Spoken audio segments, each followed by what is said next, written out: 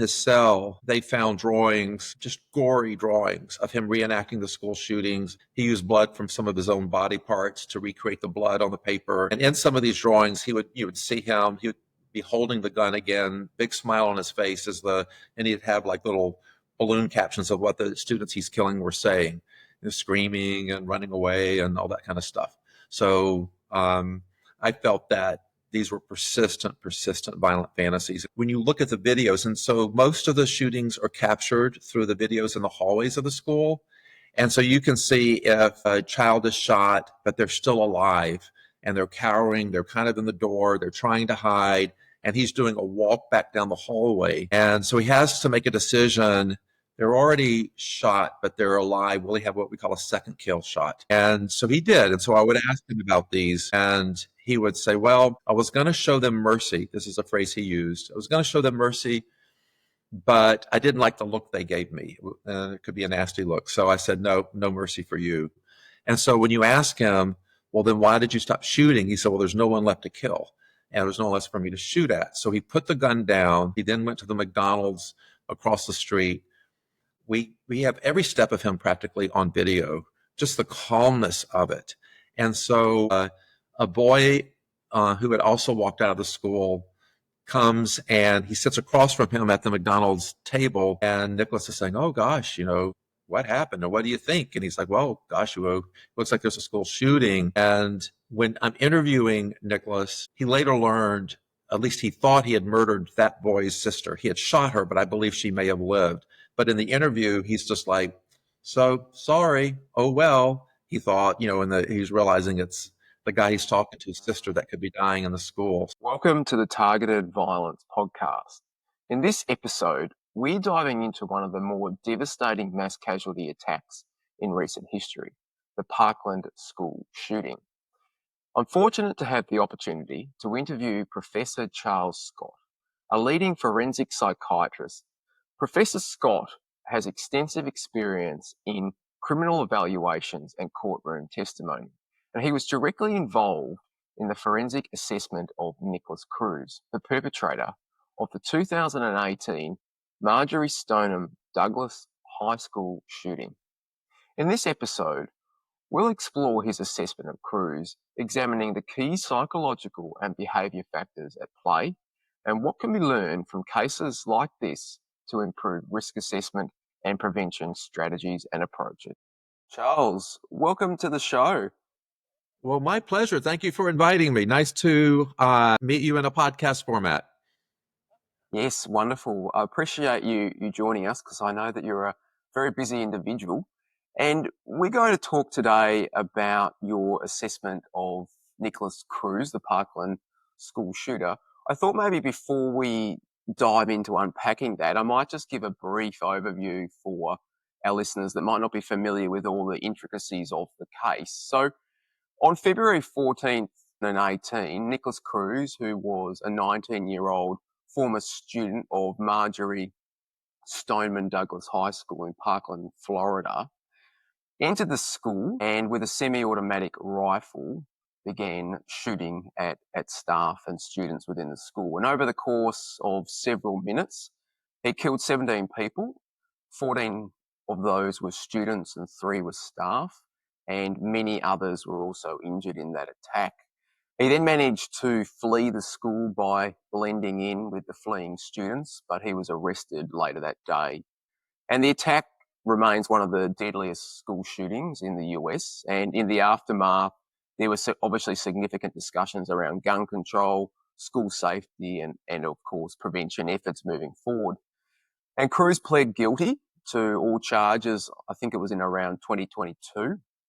And he was sentenced to life in prison without the possibility of parole. And you obviously played a key role in the assessment of him.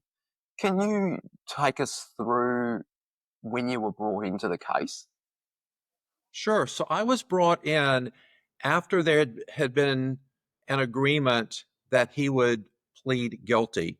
So in the United States, and in Florida in particular, they do have the possibility that someone could plead not guilty by reason of insanity. That is a defense allowed in Florida, but he elected not to do that. And so he went ahead and pled guilty So the defense wanted, since he pled guilty, that they would agree to life without the possibility of parole.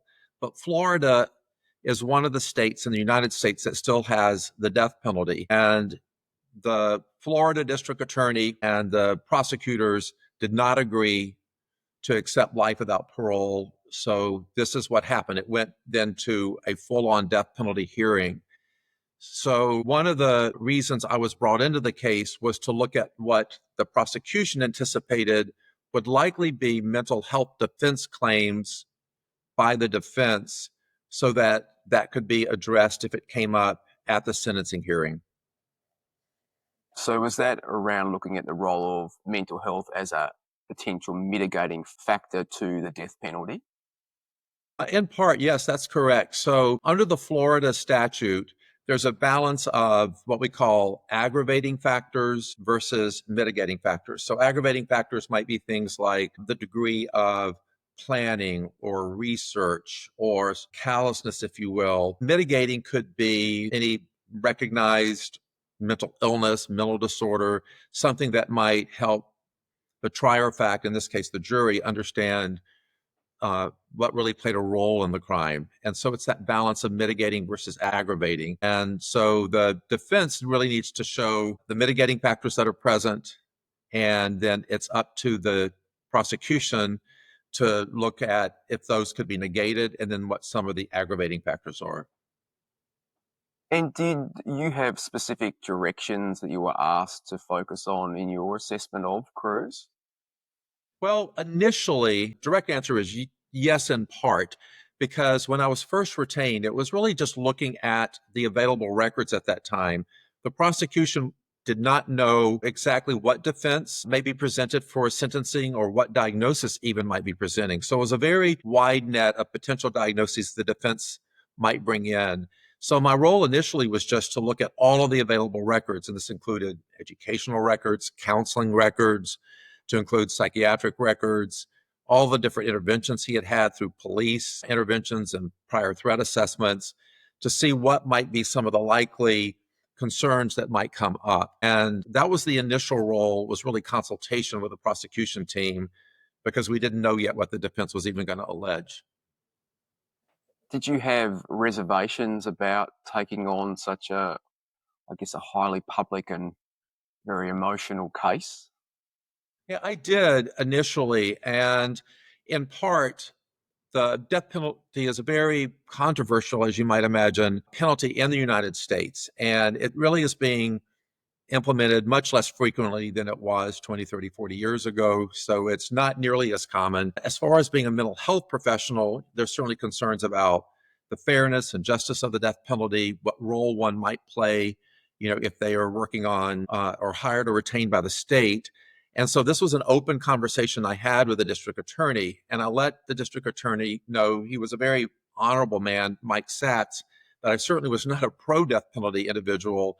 And in fact, almost all of my work in death penalty cases had either been on behalf of the defense, retained by the defense, or court appointed by the judge. And his response, I thought, was very respectable. He was in no way looking for any pre-assumed factor, be it aggravating or to say didn't even have a diagnosis.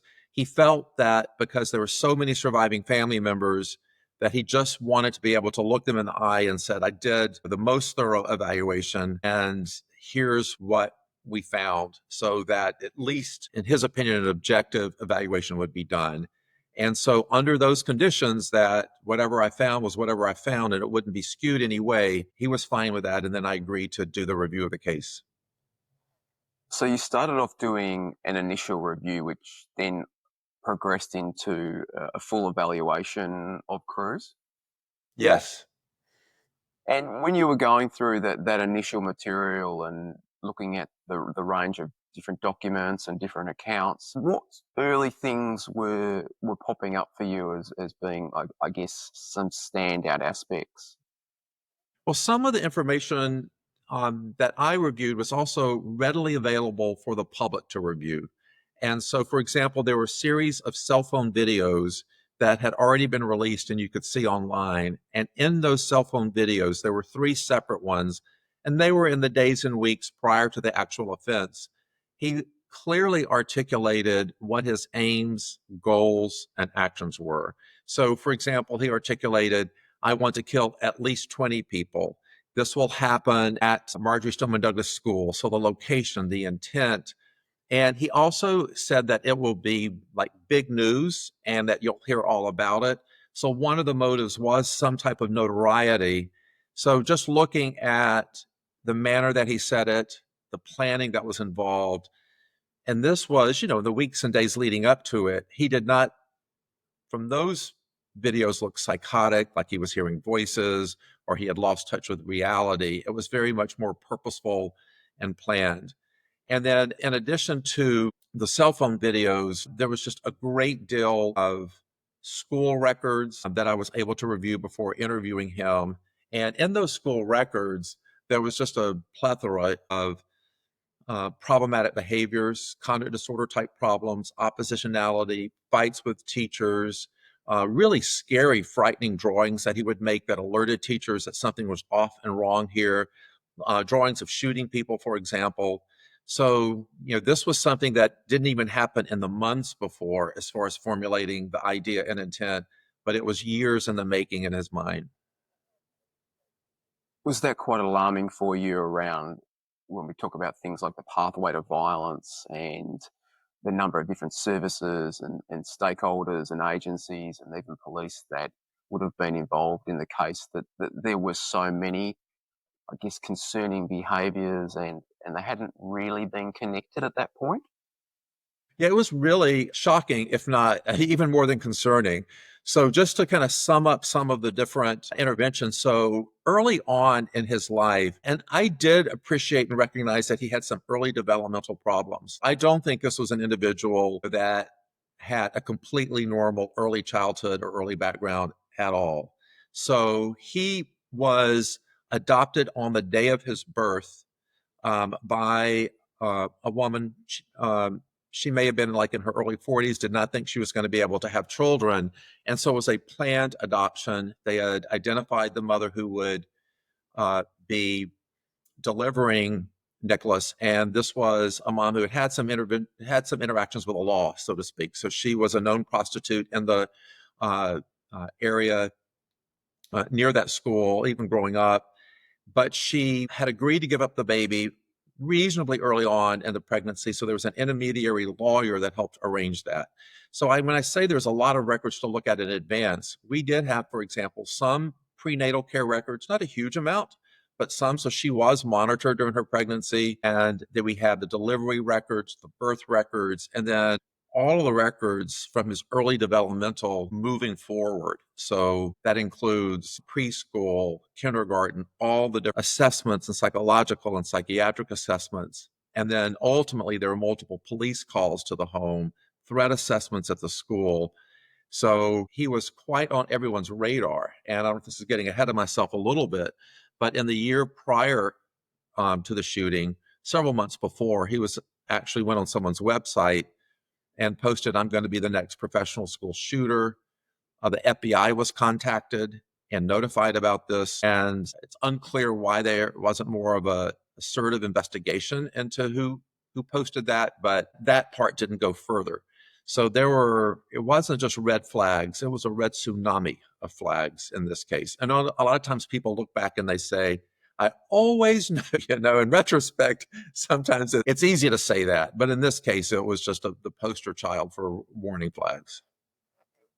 Yeah, I mean, there's been a lot written about and spoken about this case for a variety of different professions, whether it's law enforcement, threat teams, even for schools, about the lessons and learnings that could have been gained or hopefully will be gained for the future around this. But unfortunately, it still presents challenges, doesn't it? Even when these warning behaviours are presented, they still are often missed. But this was certainly, as you say, a poster child or a poster example of when it all comes together, just how disastrous it can be. So you would have reviewed an enormous amount of material, I'm guessing, in over several months. Yes, I would say maybe even over a year plus. So I believe I evaluated him. It was when we were still in COVID. And so I think it was around 2022, March or so of 2022. So I probably had been initially contacted towards the end of 2019 into 2020, or either 2020 into 2021, I should say. So over a year's worth of material. And it was just tens of thousands of pages of documents. And you have to understand, too, you're looking at all the victims' autopsies and all of the information about their lives. And with 17 deceased and 17 victims, that alone is a huge amount of material. And then he had his own writings and, again, the mental health records, all of the evaluations. And then because this was such a high profile case, the defense and the prosecution both took depositions, lengthy depositions of multiple experts looking at all of their different evaluations and findings. So it was just never ending, it seemed like. Yeah, I imagine it was quite exhaustive before you'd even got to write in the report in some respects. Yeah, and one of the things that was sort of a quirk of the law in Florida, which was interesting to see, was that the defense really, and I understand this is a high profile case, it's a death penalty case, and I do think the defense should have all possible multidisciplinary services afforded to them because of the nature of the case. I fully support that. So they had, for example, they could have a neuropsychologist, a neurologist, psychiatrist, psychologists, social workers, a whole range of different professionals. And then it came down for how many experts could the prosecution have.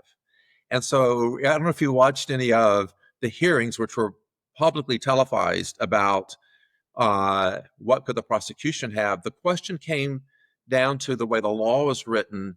Does a expert mean an expert or more than an expert? So there had to be a special hearing on, even if the defense had, and I don't know the ultimate number they had, but 10, 15, 20 of their defense experts, was the prosecution restricted to only one expert?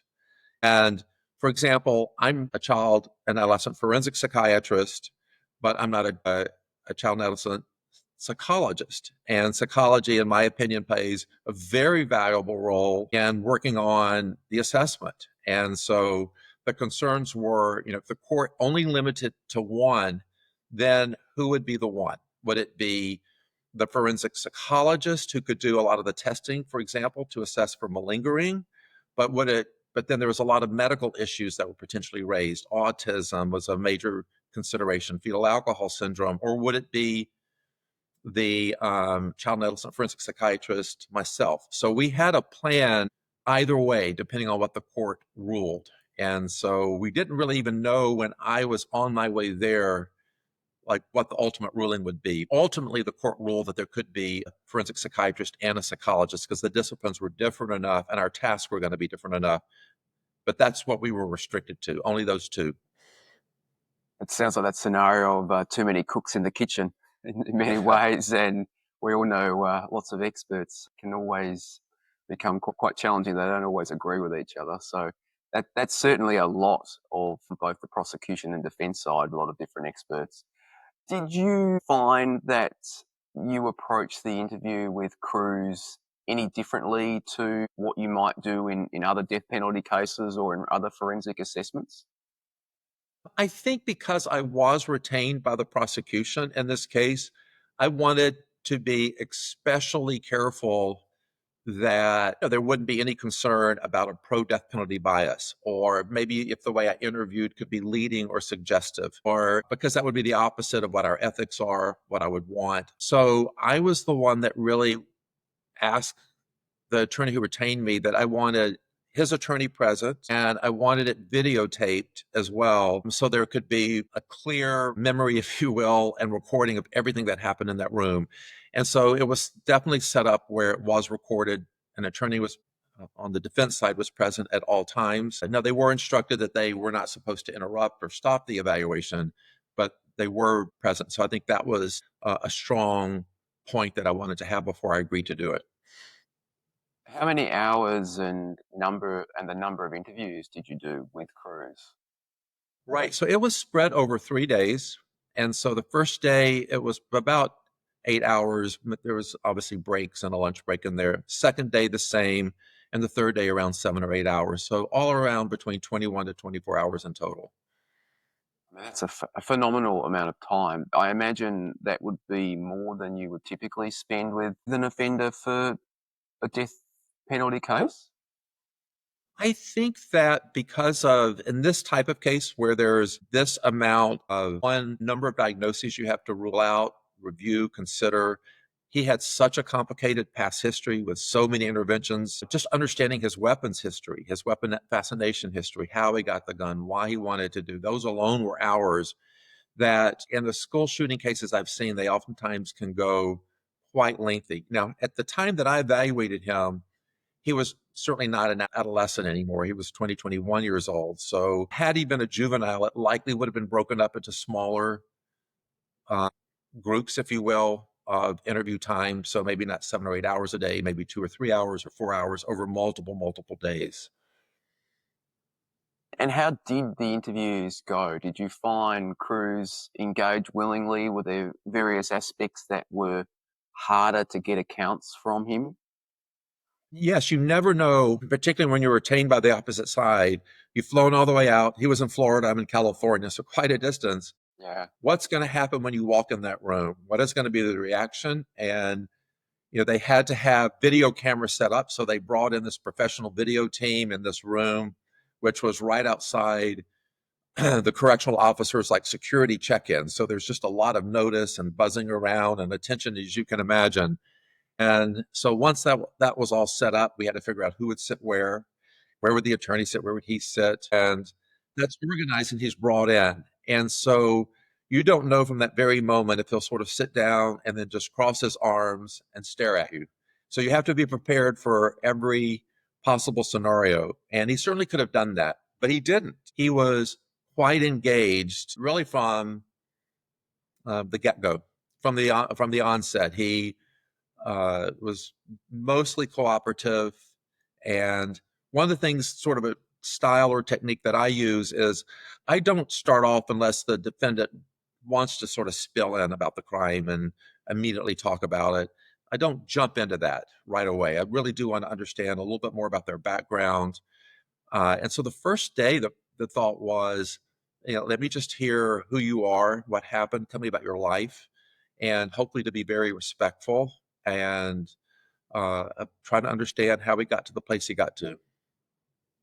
I think that early relationship building in an interview is very important, particularly building that rapport early on. And sometimes it can get a little bit lost, I think, in psychiatry and psychology interviews, where we can fall into the trap of going straight in there and just in nearly, not in a tick box way, but in a very sort of structured format where we're just asking questions and we forget that it's important to build a relationship up with that person. It sounded like that was a very effective way with Cruz, that it allowed you to really develop a level of rapport with him early on. Yeah, I felt that I did have sufficient rapport. Again, everyone has their own style. I try to be, no matter what the person has done, at least respectful, treat them in a dignified way, regardless of what their crime is. And that's sort of an interesting thing, because as a result of this being videotaped, several of the video clips were played at trial. And so this trial was, the trial testimony was on television nationally. So along the way, there are hundreds of thousands or whatever people commenting. And so you get to hear not always so positive comments about your own interview style, which was, how can he remain so calm? And then other people would argue about why I was, being polite or not. So, but you just have to use what works and is most respectful and professional in your own mind.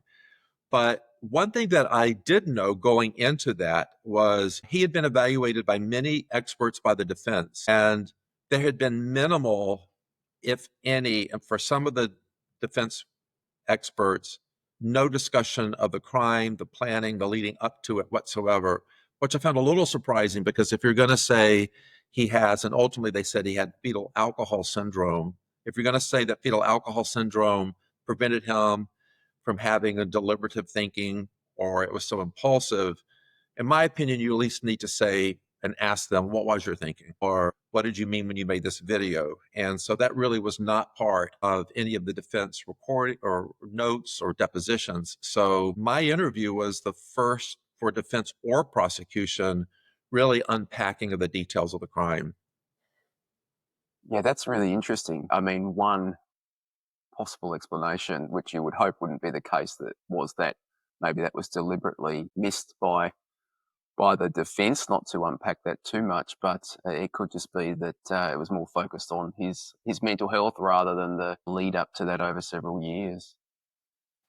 Yeah, I mean, I wasn't certainly privy to their strategy. I would understand their strategy, though, if they didn't necessarily want a detailed recording of each of the shootings, to be portrayed to the jury. But for me, it was, and the judge certainly allowed that questioning and the testimony. It was very important for the relevance of any claim diagnoses that led to the offense. So if something's going to be mitigating to the crime, you have to at least know what is the crime. Otherwise, how do you know? Yes. Now, is it correct that Cruz had attempted to kill an officer in custody at one stage? Right. So there was, after he was arrested, he was placed in, and I don't want you to think it was solitary confinement in the sense that he was always locked in a cell, but he had a whole pod, if you will, where there were no other cellmates or other people on the pod. And so he had officers that would watch him, and then he would be let out of his own cell to walk around and get some exercise in the pod. So they had, one officer had a taser gun on him. And so while Nicholas is supposedly getting his exercise, and this is all captured on video, you can see him sort of looking back at the officer. And the officer, for a moment, is writing down probably observations that he's required to write down and doing his paperwork. And at that moment, it looks Nicholas, who is quite small in both height and weight. He was not a large young man at all, just dives for the officer, gets his taser gun. And whether he could have killed him or not, it's unclear, but you can see the struggle happening and virtually the strength and the weight of the officer luckily is able to wrestle the gun out from Nikolas Cruz. And so he did have a separate charge for assault with a deadly weapon against the correctional officer, even prior to the sentencing hearing for the school shootings. That's quite interesting. It's hard to know what to make of that. It certainly maybe speaks to some of the underlying sort of violent ideation and violent fantasies that might have been there. Did you get to talk to him about that? Got to talk about that, but also it was very interesting. He had significant continued violent fantasies while incarcerated. And one example, and this was publicly described at the trial, so I'm fair to describe it to you today. He had visitors that would come. It was interesting. Obviously, his attorneys could visit him, but he had people from the outside that really had no prior relationship with him that gained an interest with him. And everything they would call, come visit, all was video recorded. So one of the other pieces of collateral information I had were hundreds and hundreds of hours of phone calls, video phone calls with people. One person that came to visit him was a woman by the name of Scarlett Lewis. And Scarlett Lewis was the mother of a young child who had been murdered at a school in Connecticut at a mass school shooting there. And so she made it really her life, which is very admirable. She's an incredible woman. She's made it sort of her life goal to learn about what she can do to help prevent another school shooting. So she asked permission, since Nicholas survived the school shooting, if she could go and speak with him. And so she spoke with him several times, and she sort of had her version of asking why did you do this, Nicholas? And he would share with her, that no one ever hugged him or loved him, sort of very sympathetic kind of reasons or explanations. And they visited maybe 2 or 3 times. And at the third time, she expressed that she had come to care for him and loved him. And he expressed that he had cared and loved for her too.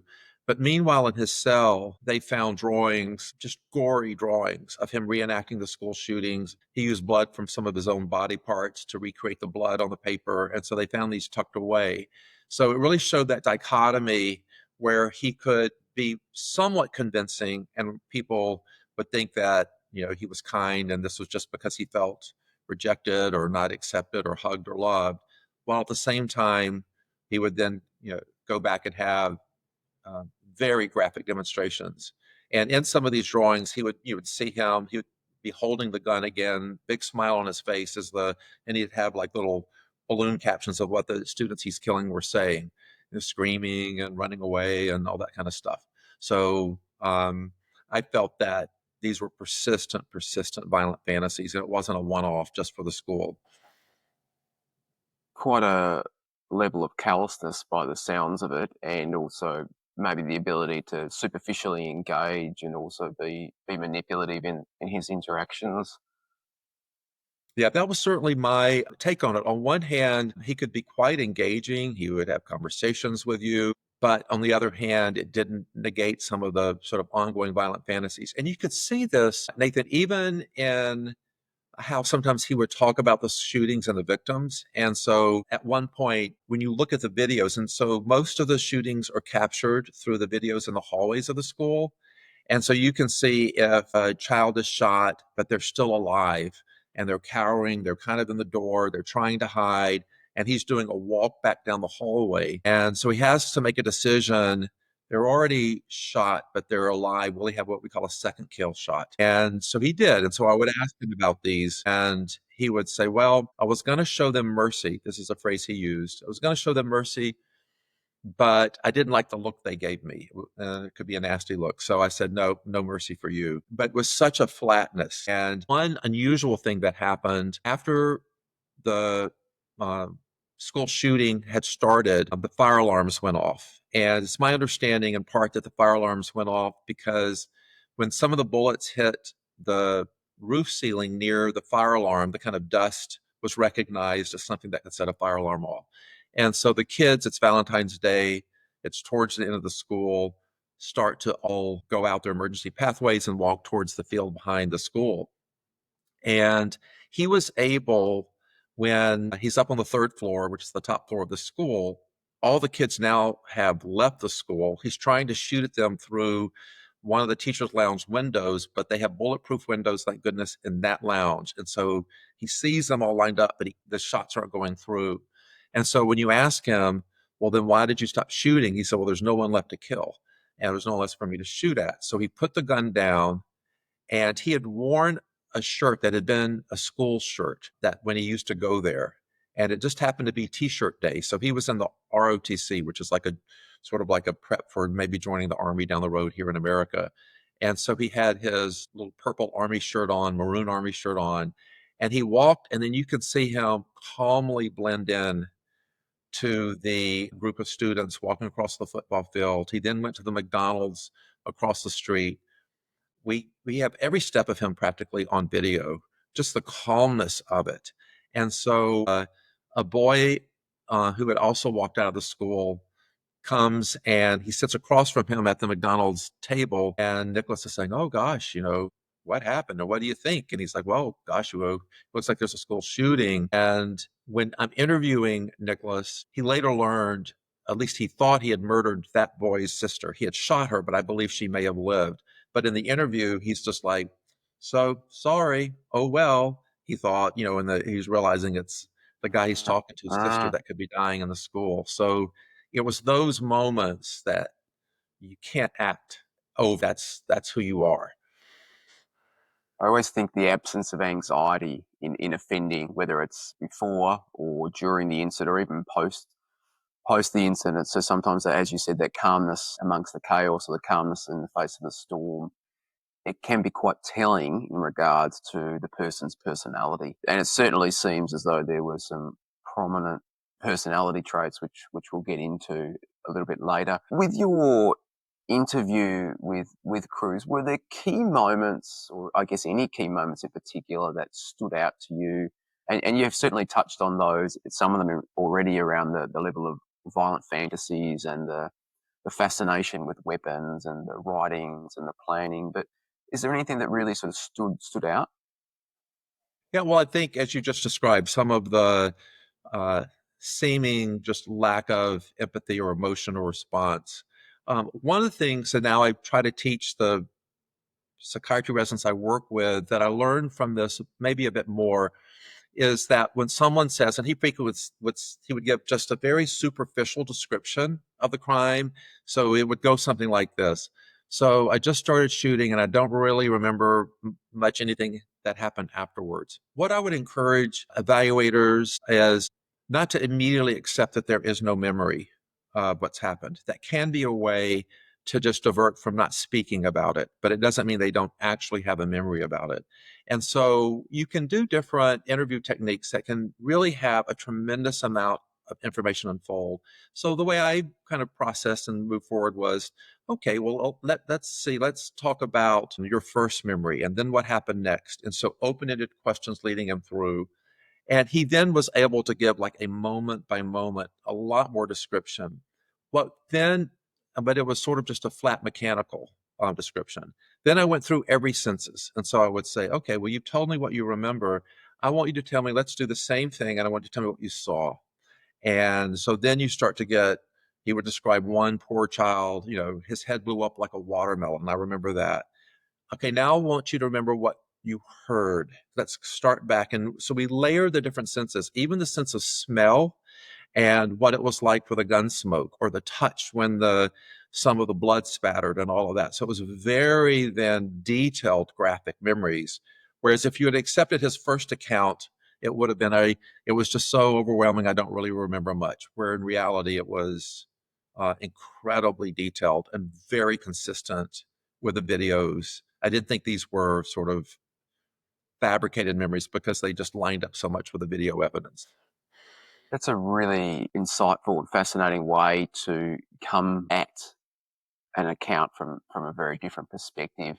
Have you found as well that using certain timeline factors or cues, as key points within the timeline of an event, can be also a way to sort of open up a conversation about a narrow window? It might be, tell me when you walked through the door and you shot this individual. What was going on for you, or what was happening in the immediate environment around you at the time?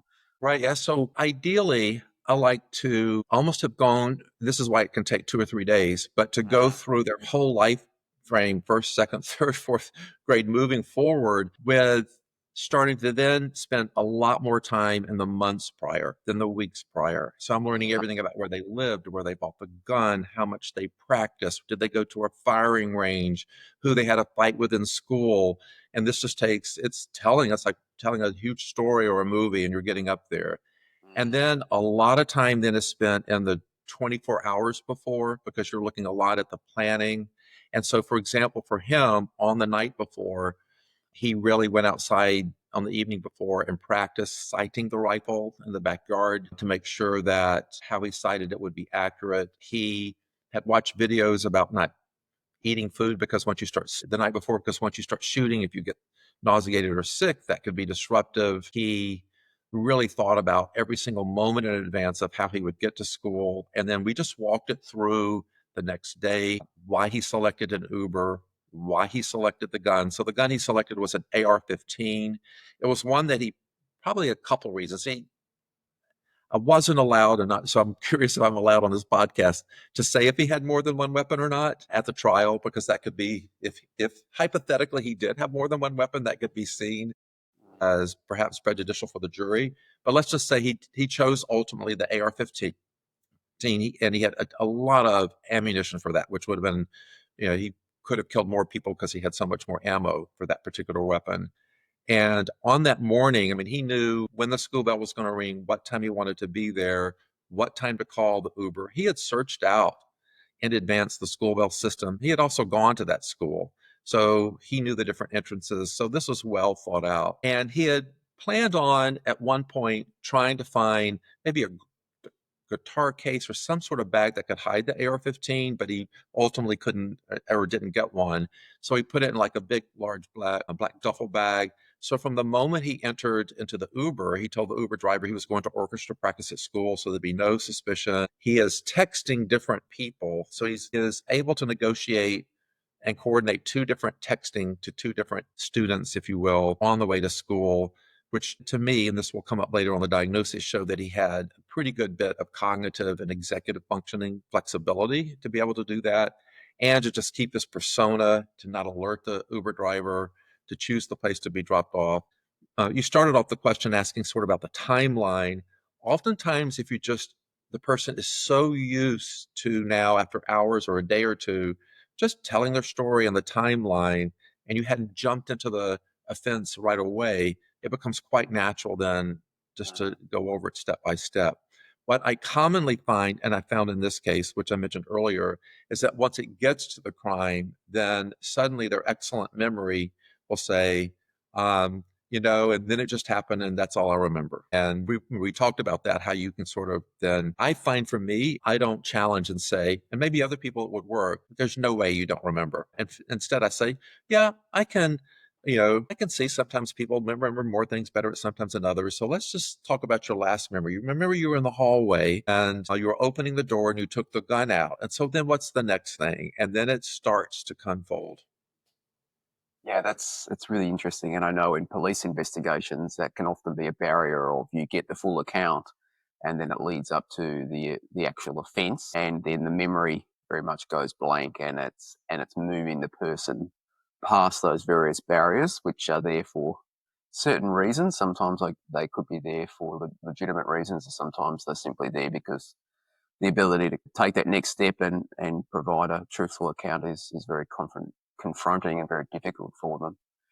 So with the violent fantasy aspect for Cruz, and I know it's always quite a big question around how do we quantify violent fantasies, and from a clinical perspective work out what is just violent thoughts, what is maybe more intrusive, what might be at a pathological level. How did you go about trying to contextualize and interpret the extent of Cruz's violent fantasies? Yeah, wow, so important. For Cruz, we had so much documentation, not just from his self report of fantasies, which, if you were just taking his self report alone, he might minimize some of those, but his internet searches and his social media profile and platforms. So, if there was anything that I would recommend, particularly with youth and young adults, if you're doing an investigation, is you really need access to their computer searches, what they posted on different social media. And his internet searches were shocking in many different areas. So, one whole area, and he had been doing this for months, if not over a year prior to the crime, were about details of different school shootings and of specific school shootings and school shooters. So when I interviewed him, he could tell you what weapon, what school shooter had anywhere in the country of the major school shootings, and roughly how many people died, what tactics they used, what worked, what didn't work. He had investigated roughly the police time prior to arrival to the school. And so you could also see a lot of fantasies about killing people and a lot of searches for that. We were allowed to talk about, to some degree, though somewhat limited, some of his very sexually violent fantasies. And that part was not really as prominently presented at the sentencing phase, but he had a lot of, and I know that we could present some of these very sexually deviant fantasies as well. So he became a mass school shooter, but some of the type of sexual fantasies that he was looking out for and searching on the net could also be characteristic of someone who took it to more of a sexual serial murder. He didn't go that path. He was at the school shooter, but he was also quite early on in his life. I've always wondered with a lot of the perpetrators now that we're seeing carrying out mass casualty attacks, whether there is a bit of a social contagion aspect to that, and if they weren't going down that pathway, whether we would see them present with other forms of offending, such as, our sexually violent types of perpetrators or even sexual homicide offences. Have you noticed that at all? Well, and the school shooters that I've evaluated, I mean, they are aware they'll probably get a lot of mass media attention. So there's some sort of expected gratification, particularly if they have been the kind of kid that really may have been unnoticed or noticed in a not a kind or good way. So that might be one. As far as the contagion phenomenon, I think schools are aware, public policy is aware that you don't want to glorify the individual. So, and some of the earlier days of the school shootings, like the Columbine school shooting, which was one of the earlier ones in the Colorado area here in America, they might have a lot of large mass public groups of students. And I think now the focus is more identify those kids at risk, identify those youth who may be most impacted, friends or other kids who are showing signs, but to be careful not to inadvertently glorify it.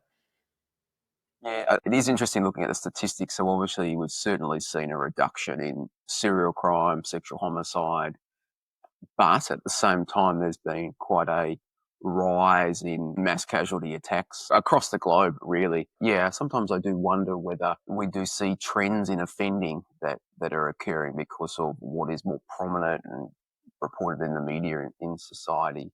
And it is possible that, as you say, that if Cruz hadn't gone on to carry out a mass casualty attack, he may have offended in another way.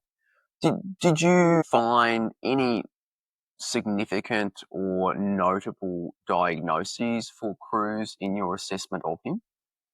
Yes, and my opinion, and in the forensic psychologist who evaluated him, he clearly met criteria for antisocial personality disorder, which is one of our diagnostic DSM-5 statistical manual diagnoses.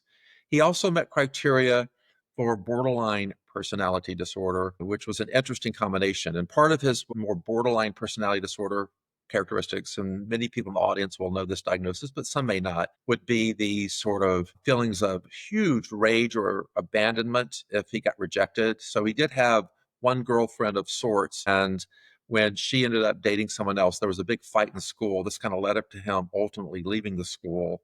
And so he would have these kind of overvaluations of people and then just sudden horrific devaluations of them. And so he had those characteristics. Those were the two primary. And then through the testing and through the evaluation, extreme malingering and faking of cognitive, deficits, psychiatric symptoms, a wide range of different tests. With the malingering, what did you interpret from that?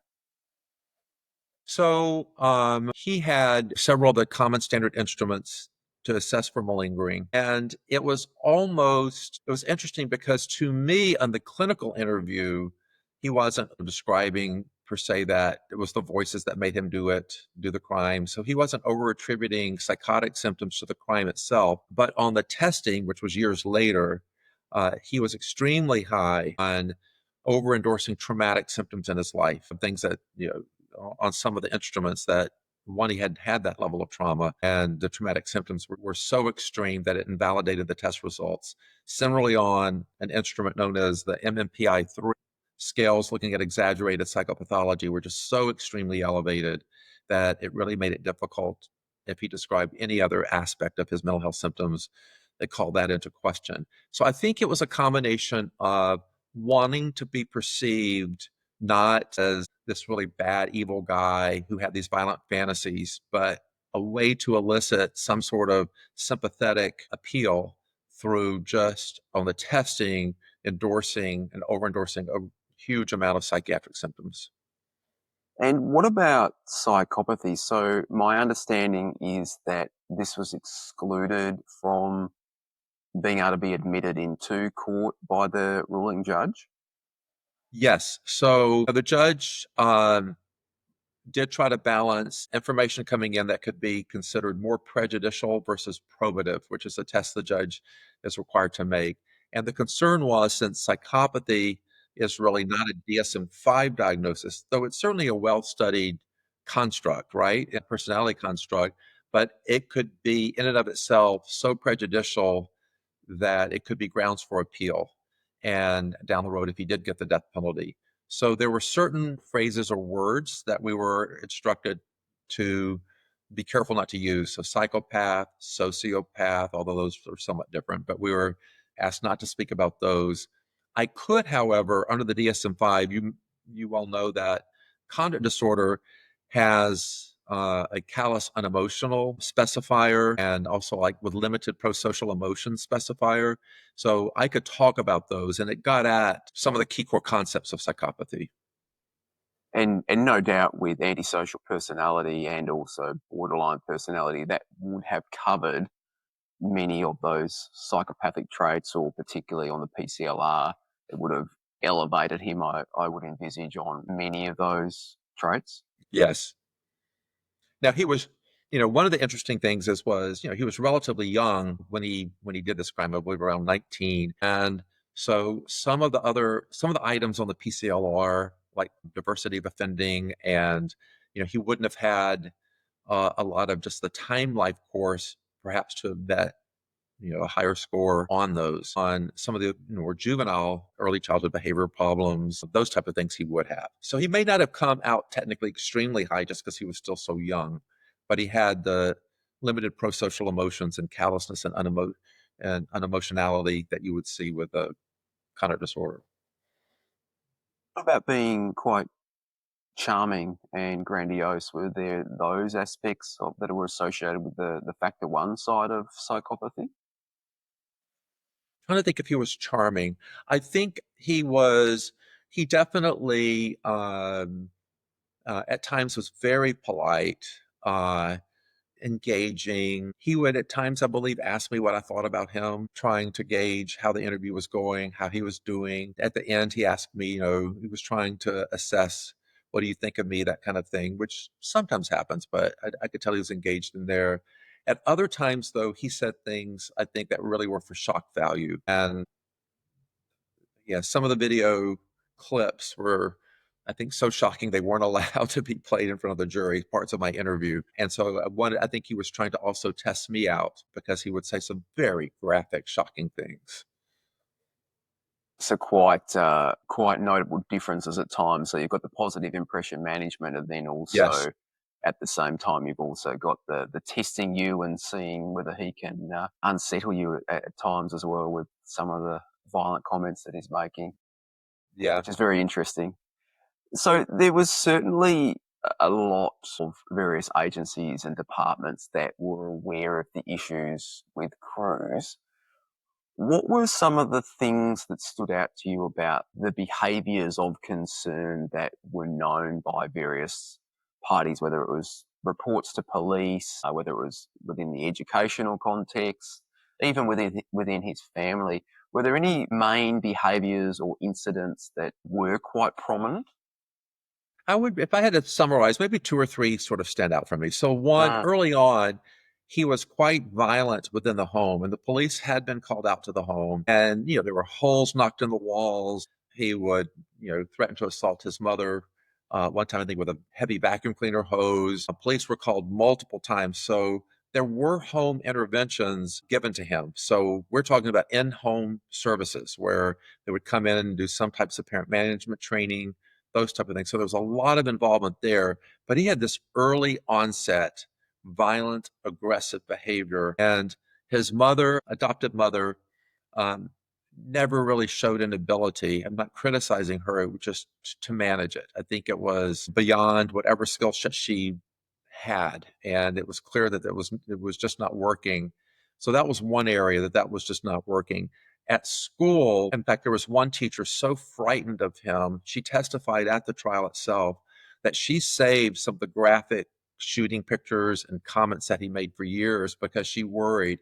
And so she had turned that into the school multiple times. He ultimately did get placed into a more structured, what we call in the United States, a continuation school. This is kind of for kids who have a lot of problems with managing their behavior in a regular school environment. So it's smaller class size, maybe a bit more structure. But I just think the alarming amount of reported violent fantasies known, and school shooter kind of fantasies, and pictures of him drawing, killing people, and people dying in blood and shooting, was prominent years before this. And then if there was any sort of some lessons learned, of course, it's impossible for every kid who makes a threat. I mean, 99.9 or more percent won't go through with that. So I appreciate that it's an unfair burden to say that all these cases could be prevented or not, or recognized. In his case, though, he had this big history and background.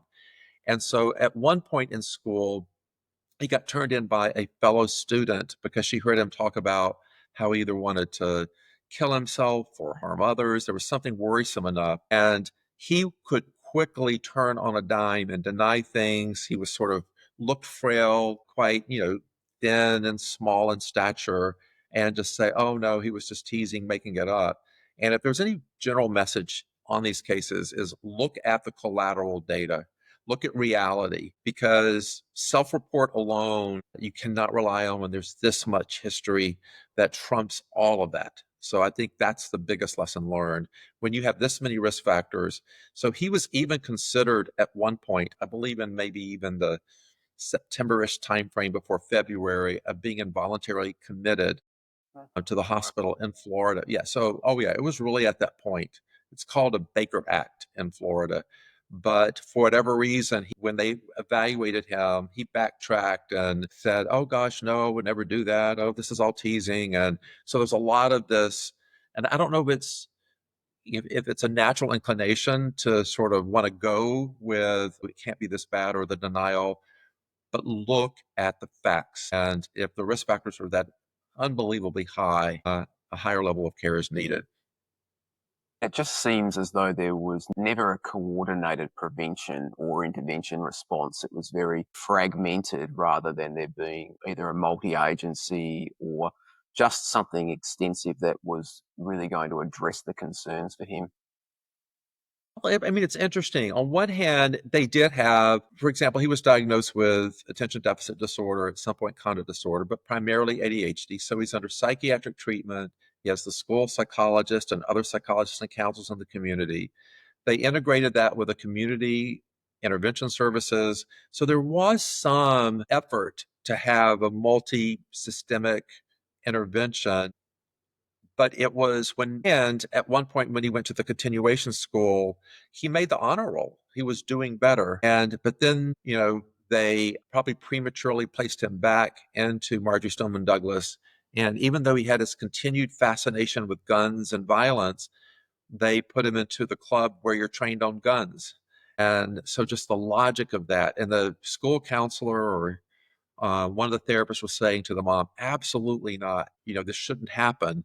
And I think someone should say, no, this is not a reasonable fit for this kid who has violent fantasies of shooting people for us to put him into the gun club.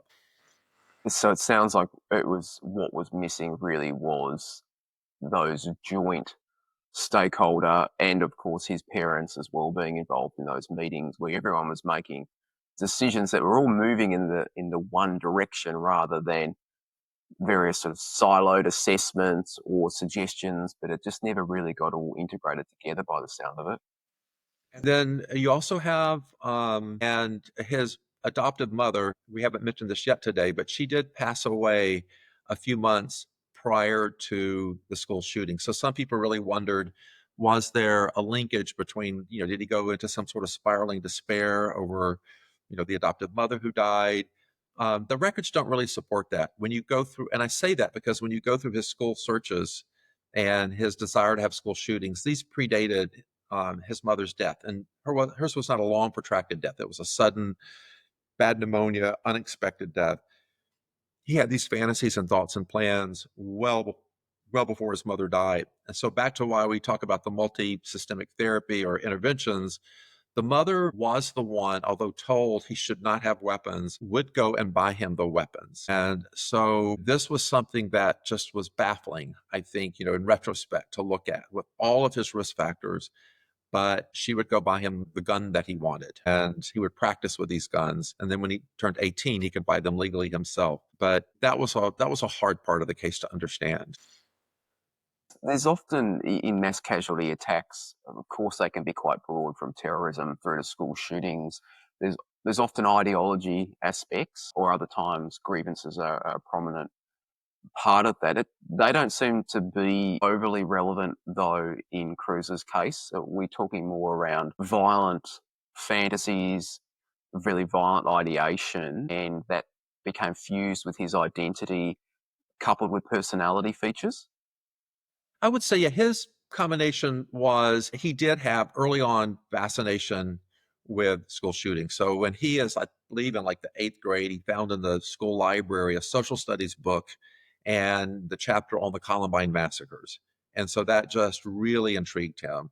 So he investigated all the different school shootings and had fantasies about being involved in that. And we've already talked about how you post and describe that. Combine that with After he returned to Marjorie Stoneman Douglas, after he had had that period of being in the more structured school, being on the honor roll, he gets returned, and then his girlfriend decides to move on to another classmate, another guy. And he has very violent fantasies about harming that guy. They get into a fight at school. It's videotaped, it's posted online, like to Instagram and this sort of thing. And so there's a lot of attention over this. And so he ultimately just drops out, of, does not complete Marjorie Stoneman Douglas. So you add on that this sort of anger and grievance towards the school, towards the kids who took the video, towards being rejected by the girlfriend, on top of having these school fantasies. I think it all played a role. With so much going on, I mean, were there any lessons that stood out for you for whether it's mental health professionals, law enforcement, or even just, I guess, the general public to take away from the case? Um, well, one thing, this may not be a direct answer to your question, but I may give it a moment or two to think. But we know long-term outcomes are very much improved the earlier you intervene. And so, there's a lot of wonderful work done by researchers across the country. Certainly, there's some outstanding people in Australia that research this very early precursor to psychopathy or callous and unemotional. So, he had those traits extremely early on. So, knowing and having more those type of interventions and treatments to help sort of divert them to a different pathway. They may still have those features, but maybe having types of work or employment or things that satisfy that need that aren't, killing people, if you will, or harming them in sort of other ways. I'm trying to think if there are any other major lessons learned. We talked about how important it is to look at the collateral records and not ignore those as well. And he just had, if you listed his risk factors, both static and dynamic, ongoing, he was high, high, high on a threat list to harm up. Certainly a lack of protective traits, as you were saying. So the protective factors weren't really cultivated, and then the risk factors were not really controlled or managed either, by the sound of it. Yeah, and he had limited protective factors for in fairness for him. I mean, he was living with the a family of another student because his mother had died. Uh, the person that had taken him into the home temporarily was worried when he lied about a weapon that he had. He wasn't supposed to have weapons in the home, so he got removed. So he's still working full time at a little store called the Dollar Tree, but other than that sort of employment, he had very little protective adults around him. You've assessed many individuals over the years with violent offences. How does assessing a mass shooter compare to other violent offenders? Yeah, so a couple of areas to think about. So, violent offending in general, the vast majority is not committed by those with a mental illness. So, I always want to make sure I'm, clear that the inverse is true. The majority of those who are mentally ill do not commit violent offenses. So, when we think about violent offenses as a large category, there can be a host of different reasons why people commit violent offenses in general: drugs, alcohol, jealousy, rage, all of that sort of thing. Mass shootings, typically, it's their not always, but typically their first and only offense, right? Because if it's a mass shooting, they get caught. If they've had a very serious offense before, they're likely incarcerated or on some other pathway where they're more closely watched.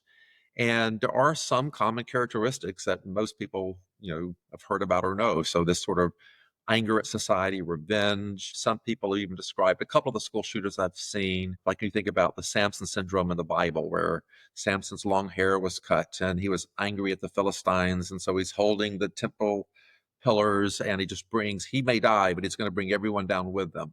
And so it's that sort of mentality of bringing the world down with me and I'm so angry. They also, unlike other violent offenders, they have at least contemplated seriously that they may be killed in the context. Now, one thing that's interesting is oftentimes, at least some of the ones I've evaluated have said, and then I will shoot myself. But they ones I've seen haven't. They get to that point. And Nikolas Cruz had commented, and then I will take the gun and I'll shoot myself. And when you ask him, why didn't you, if that was your plan, there's no one to stop you, you're upstairs on the third floor, alone in the teacher's lounge with all the weapons that you need. And at the end of the day, he could not do it. And But at least he had seriously thought that that could happen, and they seriously think that they might be shot in the process. But it's that blaze of glory that they're looking for. I think that plays a more common role than violent offenders in general. Scorched earth type of scenario, and of course also the notoriety that comes with it for many mass attackers now, that infamy and that their name will be forever remembered with that date and that event. It does seem to be increasingly powerful and also a motivating factor for many of them. Do you think as a society there are any misconceptions that we have around mass shooters or mass casualty perpetrators? Oh, well, I'd be interested. I'm trying to think if I've seen a study that has said what are common, thoughts people have about mass shooters to sort of be able to fairly answer that question. Like, what do people think about them? I think that sometimes we have to be careful that, and I don't know if this is through politics or other large discussions that follow a mass shooting, that sometimes mental illness will automatically be leapt to as the reason. So we need to do more to treat mental illness, for example, than perhaps with gun control as another alternative. And um, I very much disagreed with the defense theory in this case that Nikolas Cruz, any alleged fetal alcohol spectrum disorder, had anything, even I don't even think he met the criteria for the diagnosis, but let's say even if he had some type of fetal alcohol spectrum disorder, that did not prevent him from planning. This was not impulsive. And so, again, I did not think that a mental disorder was present. And so that might be, I don't know if it's a misconception or a misrepresentation that, if you're a mass shooter, you must have to have a recognizable mental disorder outside of maybe antisocial or narcissism or psychopathy or a personality disorder. I think the vast majority are probably not likely actively psychotic. You have some, I have seen, a smaller group that will do more than one shooting that may have a psychosis, but I don't think that's the majority. That would be a really interesting study, as you point out, particularly looking at maybe the reasons why people don't see the warning signs, because we probably do have a variety of misconceptions where we think a person will be ideally, quite violent or they'll be mentally unwell. So it might be that there's a whole bunch of misconceptions out there that do influence whether people actually report the early warning signs. Yeah, you had me really think about, and you should take the lead on this new study, but just a general survey of the general population and just say, okay, which of the following do you associate with characteristics of a mass shooter? And see what the general public perceives because as characteristics. I don't be interested in that. We might have a research project after this. Right. It wouldn't be too hard to get through the institutional No. review board. Hopefully no harm. So you've had a couple of years now since the case has gone through court and since the assessment. Now that there's been a little bit of time for it all to settle, how do you personally reflect on the case now? Yeah, well, he did not get the death penalty. He got life without the possibility of parole. And for me, again, I certainly never hoped he got the death. I mean, I tried to be as neutral and like let the jury decide what they need to decide. And so, in some ways, oddly enough, it may be a relief that he didn't get the death penalty. I don't know if that makes any kind of sense. It's a horrible crime. And I know that many of the families wanted him to have the death penalty. Technically, if he got the death penalty, it would have been on appeal for many years. Certainly, any word I uttered at court would be under the utmost scrutiny. So I'm at peace that it worked out certainly the way it did. One of the things that I have learned, and a lot of times people ask me, I'm sure they must ask you, like, how do you do this kind of work? And uh, doesn't it ever get on your mind, or do you have to talk to someone, Dr. Scott? How do you clear yourself? And I, not before the trial and not even during the trial, but after the trial, I've got to at least come to know at least one of the parents. His name is Max Schachter. His son, Alex, was killed. And he has really done just a phenomenal job of creating an organization to have lessons learned, to prevent further school shootings. Just a remarkable man who is still greatly impacted, by his son's loss, but wants to make some meaning out of that. And so I think I've learned a lot about the resilience and courage of people that, my gosh, if it was my kid, I don't know if I would have, but they have. And the kids that survived that have gone on are pretty just, yeah, they're inspirations. Yeah, it is very remarkable. And as you say, finding some meaning and purpose amongst the adversity and the tragedy. W- We might finish on that note because I think that's a very good point to you know conclude on. And if anything can come from this, where they are able to progress with their lives and find some meaning and of course create change as well, which has been one of the things that has come out of the Parkland shooting. There's been quite a few advocacy groups, particularly around gun control and improved practices. Before we finish though, Charles, is there anything that you would like to add and I guess also information about where people might be able to find you in terms of the work that you're doing and also your forensic teaching as well? Well, thank you for that. Yeah, so I still have an academic practice with the University of California, Davis. So I am blessed to have wonderful psychiatry residents that I get to work with every year. And so that's kind of where my focus of teaching is. And then sort of editing of books, that might not be everybody's thing, but you can. There's a book I'm working on now that's will be over 100 chapters in forensic psychiatry. And so you do try to unpack the lessons learned from all of us. So these are a wonderful group of authors that will contribute to this on sort of key lessons learned in the field. So I think that's kind of where my focus is now on the teaching, the education. I still do some cases, certainly as they come in, but the teaching and the writing is probably the biggest part. Passing on those lessons to future students and future practitioners. Hopefully. Charles, thank you very much for your time today. I really appreciate you coming on the podcast and of course revisiting a case which in some ways you probably have moved on from, but I hope that it's of value to our listeners. And having these conversations is also one, it's really important for prevention, but I think secondly, it is quite crucial to just understand the nuances and the complexities of these cases so that we have a clearer understanding, but also we can then improve our practices in getting in early and stopping the early warning signs and putting prevention plans in place. So thank you for joining us today, Charles. I really appreciate it. My pleasure. And thank you for being such a wonderful podcast host. I have to check into you, listen to you from now on. Thanks, Charles. Okay. Bye-bye. Thank you for listening to the Targeted Violence podcast. If you enjoyed the episode, please support the show by subscribing. Stay tuned for more episodes.